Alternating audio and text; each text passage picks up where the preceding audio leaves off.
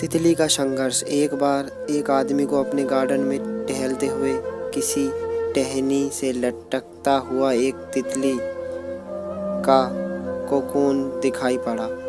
अब हर रोज वो आदमी उसे देखने लगा और एक दिन उसने नोटिस किया कि उस कोकून में एक छोटा सा छेद बन गया है। उस दिन वो वहीं बैठ गया और घंटों उसे देखता रहा। उसने देखा कि तितली उस खोल से बाहर निकलने की बहुत कोशिश कर रही है, पर बहुत देर तक प्रयास करने के बाद भी वो उस छेद से नहीं निकल पाई और फिर वो बिल्कुल शांत हो गई, मानो उसने हार मान ली हो। इसलिए उस आदमी ने निश्चय किया कि वो उस तितली की मदद करेगा। उसने एक कैंची उठाई और कोकून की ओपनिंग को इतना बड़ा कर दिया कि वो तितली आसानी से बाहर निकल सके, और यही हुआ। तितली बिना किसी और संघर्ष के आसानी से बाहर निकल गई, पर उसका शरीर सूजा हुआ था और पंख सूखे हुए थे। वो आदमी तितली को ये सोचकर देखता रहा कि वो किसी भी वक्त अपने पंख फैलाकर उड़ने लगेगी, पर ऐसा कुछ भी नहीं हुआ। इसके उलट बेचारी तितली कभी उड़ नहीं पाई और उसे अपनी बाकी की ज़िंदगी इधर उधर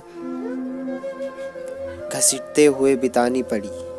वो आदमी अपनी दया और जल्दबाजी में यही नहीं सोच पाया कि दरअसल कोकून से निकलने की प्रक्रिया को प्रकृति ने इतना कठिन इसलिए बनाया है ताकि ऐसा करने से तितली के शरीर में मजबूत तरल उसके पंख में पहुंच सके और वो छेद से बाहर निकलते ही उड़ सके।